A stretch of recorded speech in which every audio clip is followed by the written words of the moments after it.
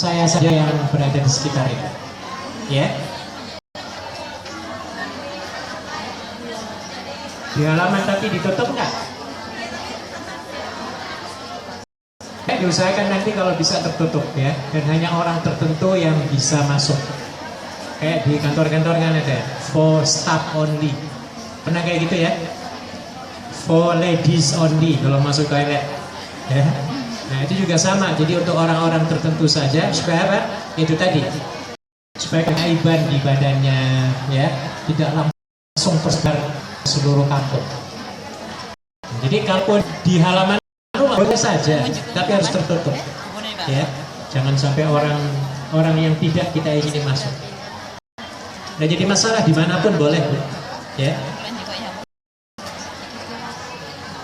Di kamar mandi, boleh, dimanapun boleh. Yang penting nanti akan ada di sini apa namanya peralatan-peralatan yang bagaimana yang sesuai.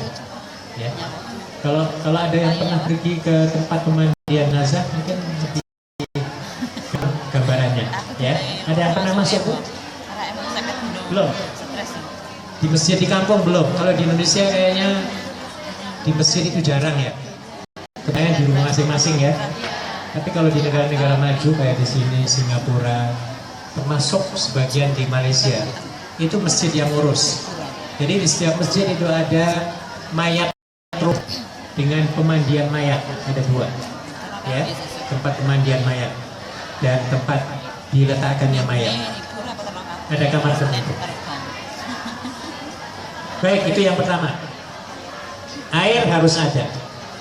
Dua, daun bidara. Pernah lihat daun bidara? Belum, mungkin karena takut ya dulu ya. Daun kelor ya, sebagian daun kelor ya. Kalau daun-daun ini nggak ada, harus pakai sabun. Kayak spa, ada yang pernah masuk spa? Pernah. Kaki saya pernah di spa. Ya. Jadi di spa itu banyak rempah-rempah dan apa namanya itu herbal-herbal ya. Dia yang akan dapat mengencangkan apa namanya kulit misalnya dan membaguskan kulit. Kayak sabun lah seperti itu. Ya.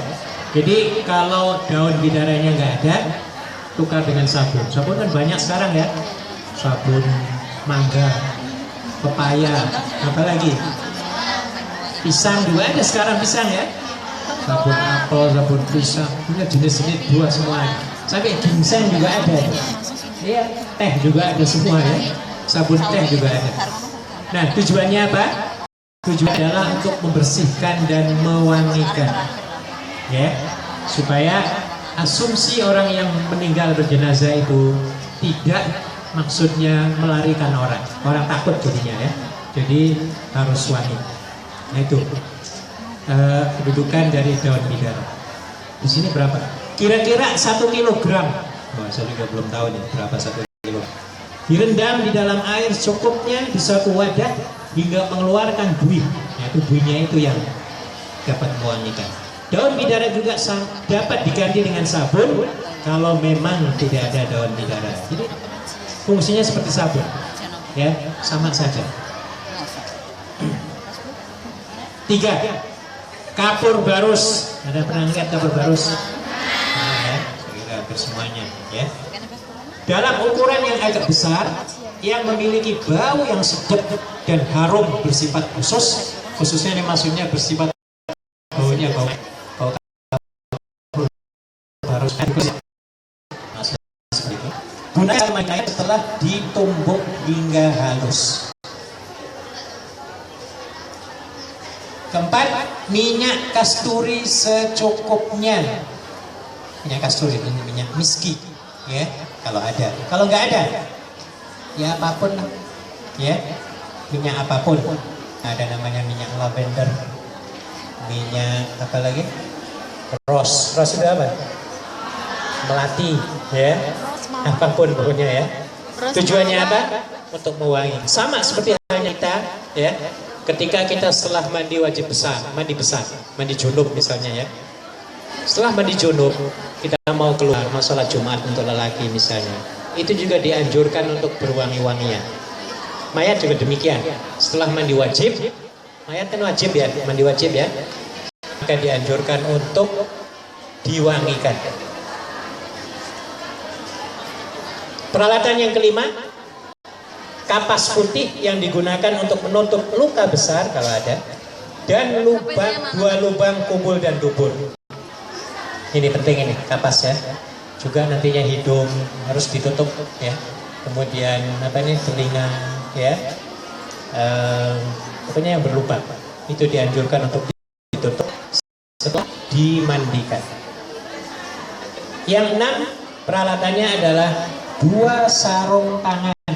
Upayakan yang halus ya, seperti kulit lah ya, yang halus yang bisa membersihkan. Digunakan sebagai pelindung tangan ketika membersihkan jasad mayat dan auranya. Dapat juga digunakan kain perban, boleh sama ya, perban yang dililit ke tangan kalau memang sarung tangannya tidak ada. Oke, ada pertanyaan sebelum pindah ke 7? Bu. Atau ada yang pernah merasakan melakukan gitu pengalaman tambahan? Iya, silakan.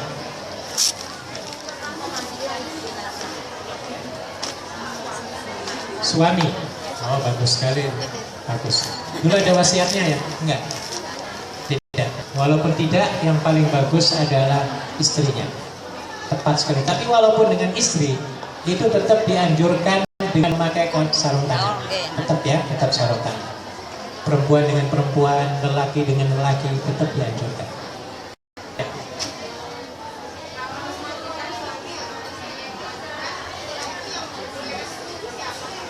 Ulangi.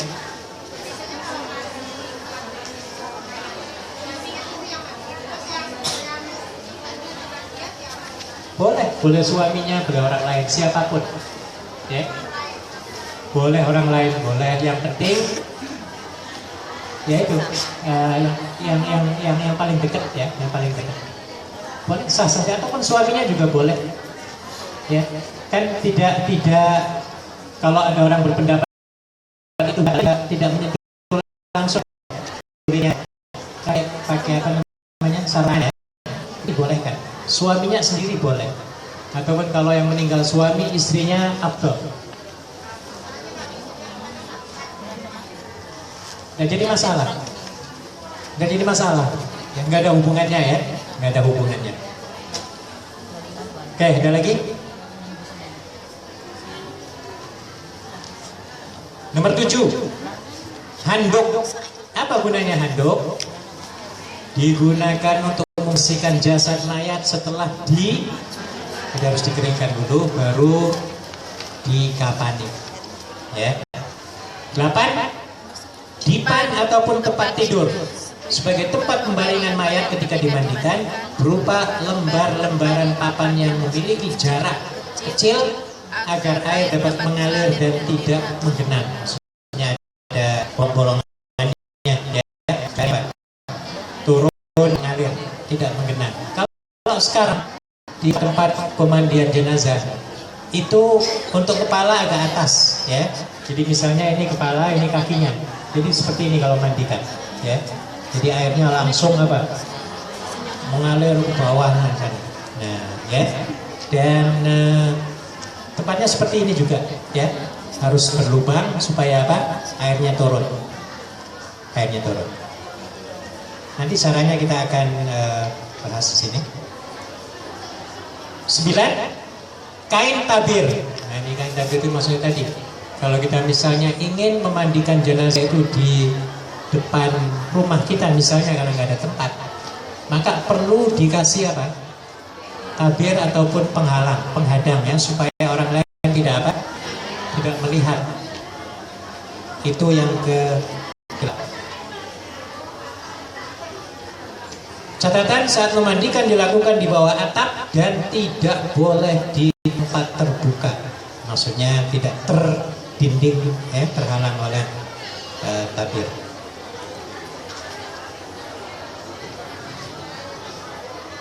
Oke, sekarang sifat memandikan mayat.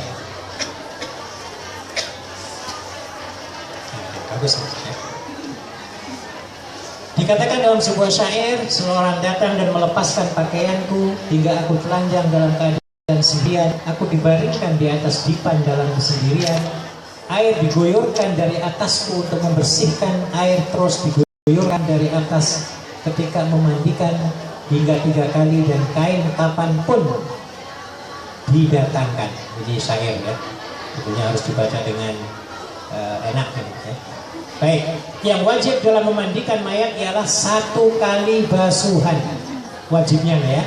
Sunnah 3 kali, 5 kali, 7 kali, dan seterusnya tidak diperlukan. Adapun sunnahnya 3 kali, juga belum cukup, ditambah 5 ataupun 7 kali. Prosesnya gimana? Nah, ini prosesnya. 1. Mayat diletakkan di suatu tempat yang tertutup sehingga tidak dapat dilihat banyak mata dan tidak ada orang yang hadir di sana. 2 orang yang memandikannya atau membantu proses memandikan. Kalau 1 orang nggak cukup, makanya perlu ada asistennya ya. Ada yang bagian menyiram, ada yang bagian gosok, ada yang bagian membersihkan air supaya ke bawah ya. Perlu saya kira lebih dari 3 atau 4 orang. Ini penting.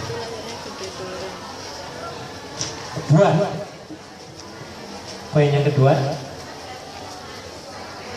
di atas auratnya hingga ke lutut dihampari kain penutup.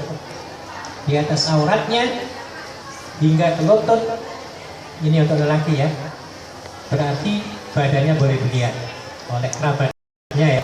Misalnya dari pusar ke atas, bagi mahramnya nggak jadi masalah ya, nggak jadi masalah.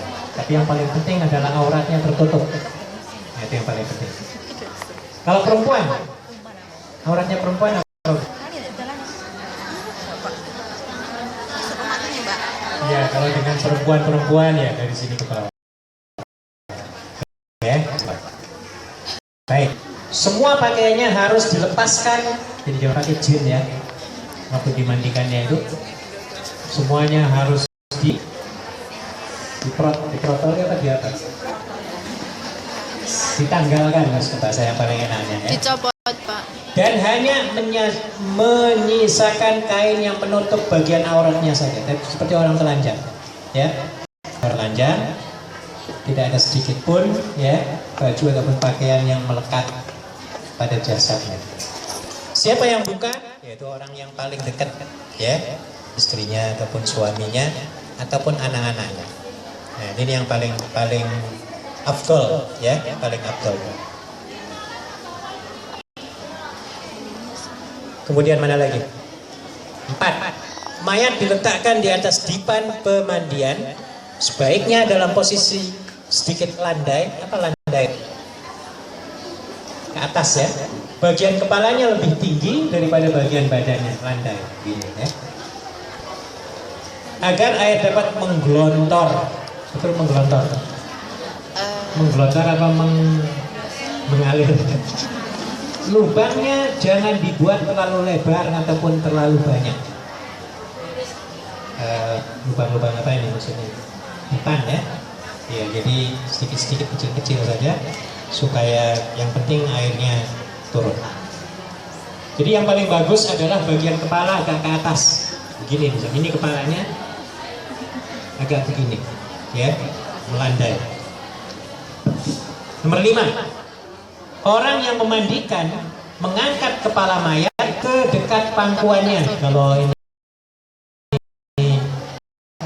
masih ya, jadi betul-betul kayak masih hidup pun dimandikan ya, pelan-pelan dari mulai kepala. Kemudian dia mengurut tangannya di bagian perut. Kemudian menegaknya secara perlahan-lahan agar mengeluarkan sisa.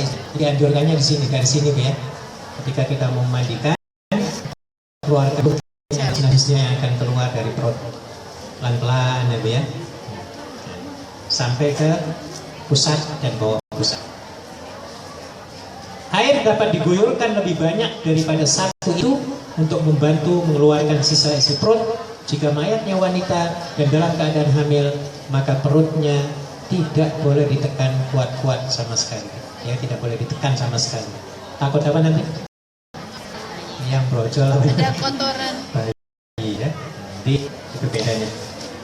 Oke, ada komentar sampai poin 5? Bu, nanti kita praktek ya, mau nggak? Mau. Cari boneka-bonekaan ya.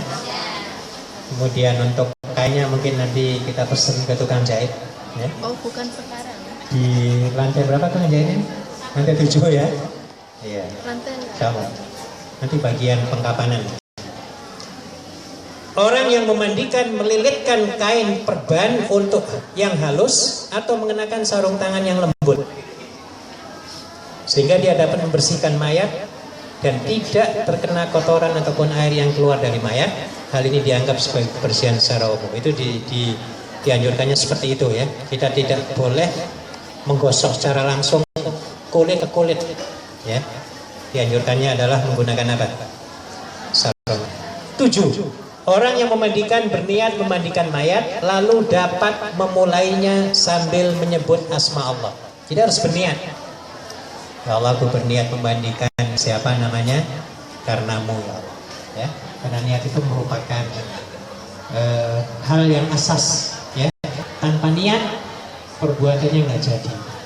Ya, walaupun sudah sesempurna mungkin, niatnya nggak ada, sama kayak sholat.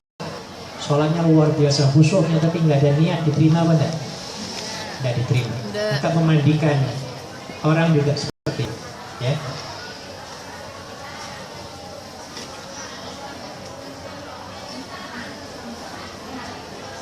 Tujuh, orang yang memandikan tadi sudah ya. 8, mayat diwudui sebagaimana wudhu untuk sholat. Hanya saja air tidak perlu dimasukkan ke dalam mulut dan hidung, tapi gigi-giginya cukup dibersihkan dengan kain perban dan dibasahi. Begitu juga lubang hidungnya. Jadi nggak usah dikorek-korek kemudian apalagi disemprot pakai air ya, pakai pipa air, tidak perlu. Ya.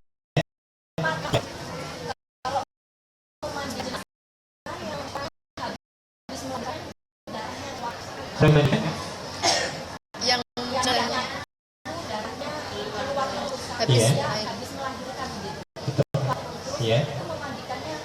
Terus apa? Nanti nanti sudah ada di sini. Harus dipakai kayak softtek juga bisa aja, ya. Sama seperti kita dalam kondisi istihadah, ya. Mau sholat, iya. Iya. Iya, jadi nggak apa-apa. Jadi walaupun sudah dimandikan, pakai kapas gitu. Ada solusinya pakai kapas dan itu tetap sah. Walaupun nanti dia keluar lagi itu nggak apa-apa. Sama seperti halnya orang yang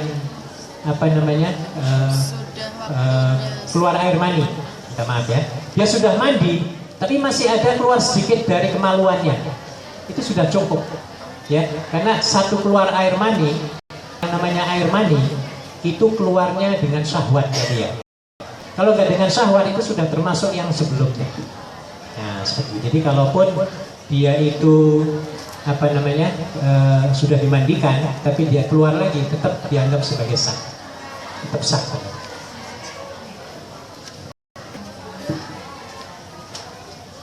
Mayat diwudui sebagaimana wudhu untuk sholat. Hanya saja air tidak perlu dimasukkan ke dalam mulut, tapi gigi-giginya cukup dibersihkan dengan kain perban yang dibasahi. Begitu pula lubang hidung. Mayat dimandikan 3 kali. Apa maksudnya 3 kali di sini? Nah, 3 kali itu begini. Tadi kan dalam hadisnya 3 kali ya, ada hadisnya 3 kali. Jadi kali yang pertama itu air biasa, air putih biasa, Bu. Ini yang dilakukan Nabi ya. Sampai seluruh kena semua, ya. Sudah selesai dan caranya disunahkan anggota badan yang kanan dulu. Bagaimana caranya? Mayat harus dimiringkan. Jadi yang kanan itu dimiringkan ke atas, ditaruh di atas ya, miring begini. Maka yang kanannya kita basuh dulu dengan air putih, air biasa begini, air mutlak ya, air suci dan disucikan. Setelah selesai kanan, baru bagian kirinya, ya, dimiringkan lagi yang kirinya. Setelah selesai, itu dianggap baru 1 kali mandi. Tanya nggak ya? Setelah itu baru dengan menggunakan daun apa? Bidara. Nah, ini yang dilakukan Nabi dan di zaman Rasul, ya. Sama seperti tadi, ya, dimiringkan lagi, dicuci lagi dengan daun bidara, ya, disiram sampai selesai, sampai dari kanan ke kiri selesai. Ini baru 2. Yang ketiganya pakai apa?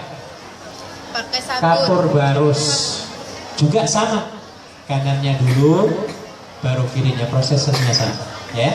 Itu yang dimaksud dengan 3 kali membasuh, ya. Setelah selesai ya sudah dikeringkan dengan anduk tadi itu, baru dikafani. Nah, itu maksud dari 3 kali. Mayat dimandikan 3 kali, sekali diguyur dengan air saja, sekali dengan air yang dicampuri bidara ataupun sabun, ya betul. Sekali dengan air yang bercampur barus ataupun minyak kasturi. Nah, Sallallahu Alaihi Wasallam para wanita yang memuji beliau Zainab dengan bersabda, jadikanlah yang terakhir dengan kapur barus atau bisa juga dengan sedikit kapur barus, ya, sedikit ataupun banyak, ya. Tuh poin yang ke-9. 10 kata memandikan. Orang yang memandikan mengambil air dengan gelas ataupun gayung lalu membersihkan kepala mayat hingga 3 kali. Kemudian dimulai dari bagian kanan mayat tadi yang saya bicarakan, yaitu dengan cara membalikkan ataupun memiringkan ke bagian kiri. Pembasuhan dilakukan dari leher bagian kanan, bahu dan tangan kanan, lambung kanan, paha kanan, betis kanan, dan telapak kaki kanan. Kemudian membersihkan punggung kanan. Itu baru 1 miringnya. Kemudian mayat dibalikkan atau dimiringkan ke bagian kanan, lalu dilakukan dengan cara yang sama. Hal ini dianggap sebagai 1 kali memandikan. Nah, caranya seperti itu, ya. Kemudian diambilkan daun bidara yang sudah ditumbuk, kalau nggak ada sabun, dan dicampuri air secukupnya untuk membersihkan rambut dan jenggotnya bagi yang berbusa, jenggot hingga berbusa, tapi itu lelaki, ya. Lalu memandikannya sama dengan cara yang pertama. Ini dianggap memandikan yang kedua. Jadi maksudnya seperti itu. Yang tiganya, diambil kapur barus yang ditumbuk hingga lembut dan dicampurkan dengan minyak kasturi, dicampur dengan air secukupnya, kemudian diguyurkan ke jasad mayat dengan cara yang sama. Maka selesailah pemandian.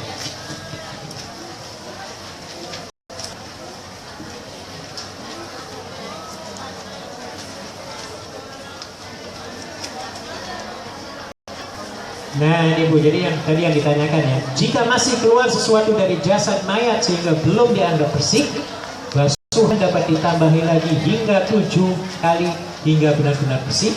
Jika ada kotoran yang terus menerus keluar, maka diambilkan apa sama kipas, kapas ya, yang dibasahi dengan minyak kasturi, lalu dimasukkan ke bagian yang mengeluarkan najis sehingga dapat dijamin tidak lagi keluar seperti dari sesuatu darinya saat digotong dan dikafan. Ini pertanyaan tadi ya, yang bertanya ini ada di sini ya. Jadi tepat sekali, kalau memang darahnya masih keluar karena baru nipas, maka caranya seperti kalau bisa pakai softtek itu loh, ya, itu juga lebih bagus karena bisa menampung, ya, bisa menampung darah yang keluar kalau zaman sekarang. Nah, bagaimana mayat ini boleh nggak dipotong kukunya?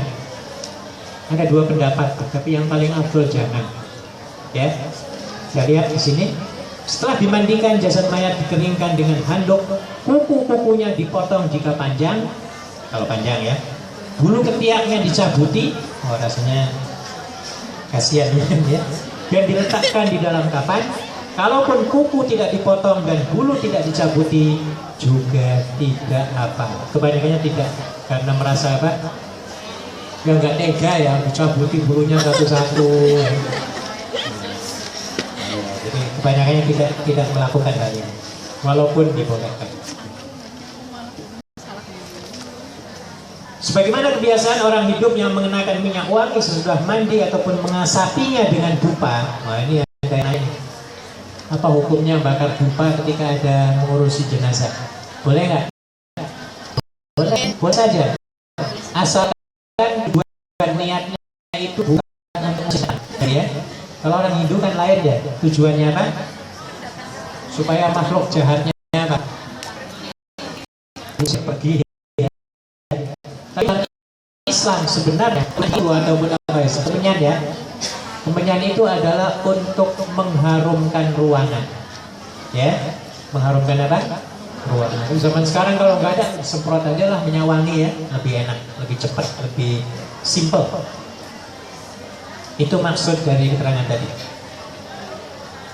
Maka begitu pula dengan mayat yang kafannya dapat diperciki minyak wangi atau diasapi dengan dupa, yaitu sebanyak 3 kali yang didasarkan pada sabda Nabi Sallallahu Alaihi Wasallam. Allahumma sholli alaihi. Ida ajramtumul mayyita fa ajrimuhu thalatha.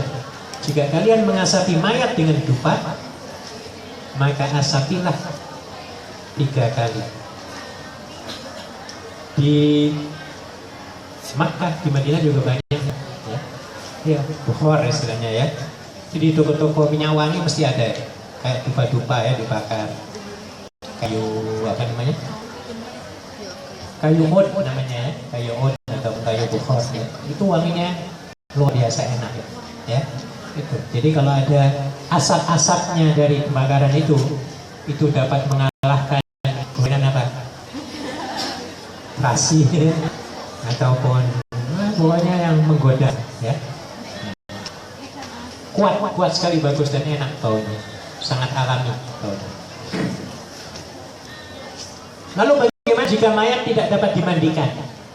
Contohnya apa? Kebakaran misalnya ya, mayatnya sampai kering. Yang saya pernah mengalami ketika di Makau ya.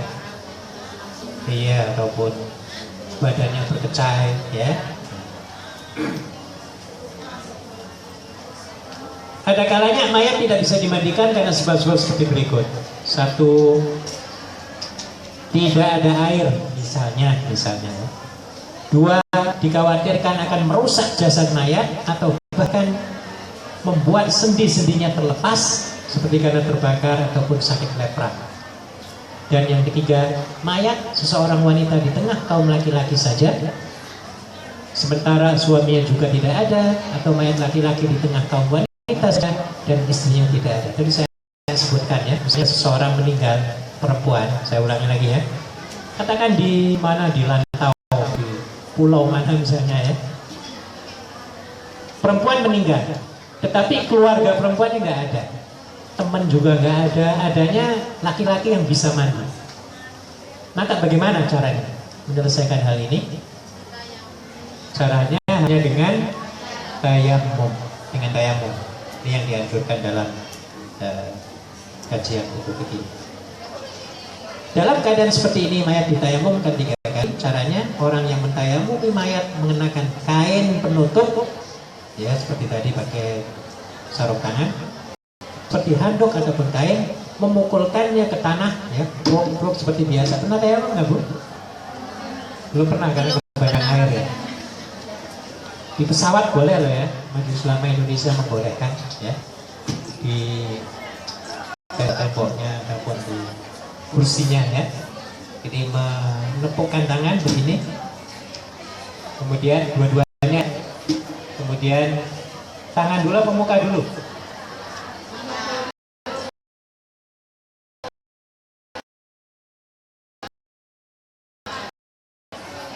Ayo buat badan kayak dulu kaki perlu tayamum ya. Jadi muka dulu selesaikan ya, baru tangannya gimana caranya? Tepuk ini, dua-duanya tepuk sebenarnya. Jadi kanan dulu, tiga kali, baru kiri. Bisa ya? Sunnahnya 3 kali. Sekali cukup, tapi sunnahnya 3 kali. Ini dalam pesawat kalau memang kita kesulitan, kan kadang-kadang susah ya di pesawat ya. Harus ngangkat, sementara itunya kecil banget ya. Maka dibolehkan bertayamum. Ya. Sampai siku wudhu. Sama seperti wudhu, cuma hanya menggunakan debu.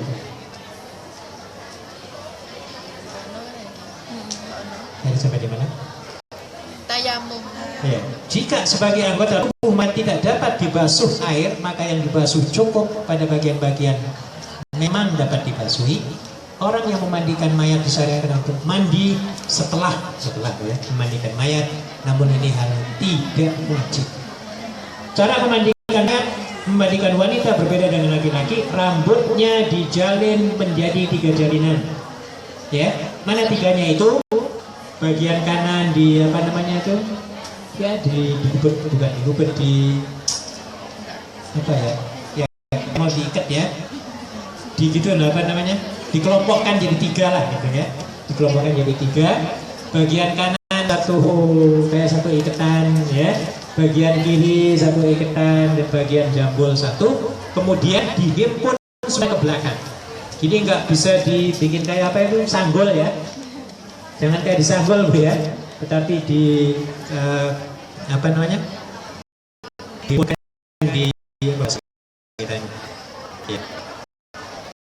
Dan di belakang kepala ya, belakang sampai ke pokoknya di belakang kepala ya.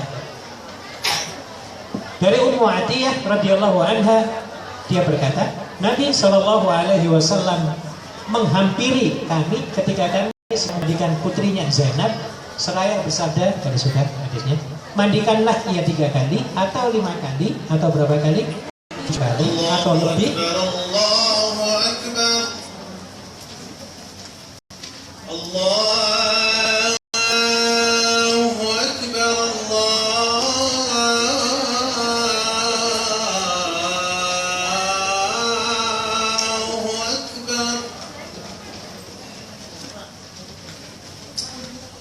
أشهد أن لا إله إلا الله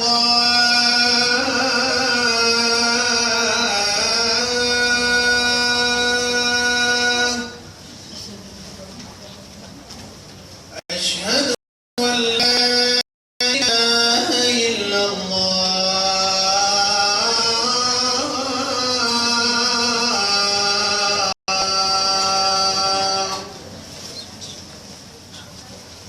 أشهد أن محمدا رسول الله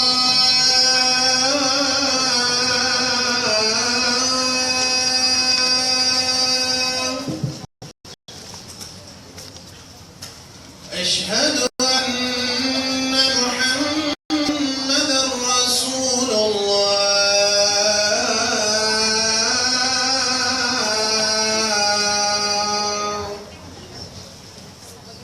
حي على الصلاة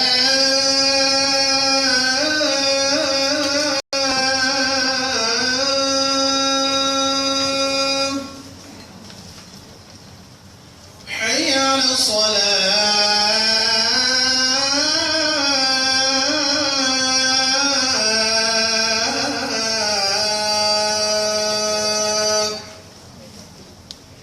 حي على الفلاح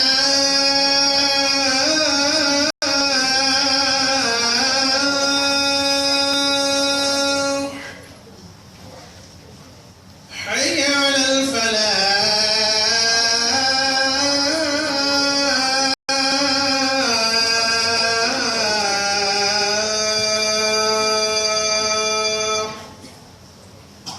الله أكبر الله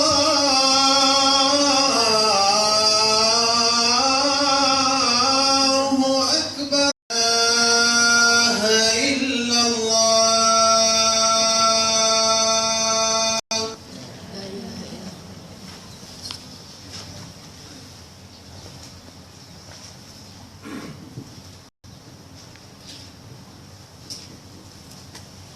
Baik, saya kira sudah selesai ya kita mandinya. Nanti pada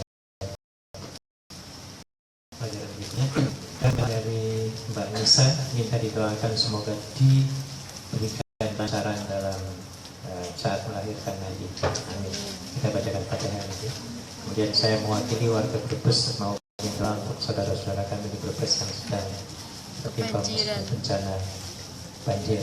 Mari kita bacakan ada hadhihi wa ala ummatin salihah. Al-Fatihah. أعوذ بالله من الشيطان الرجيم.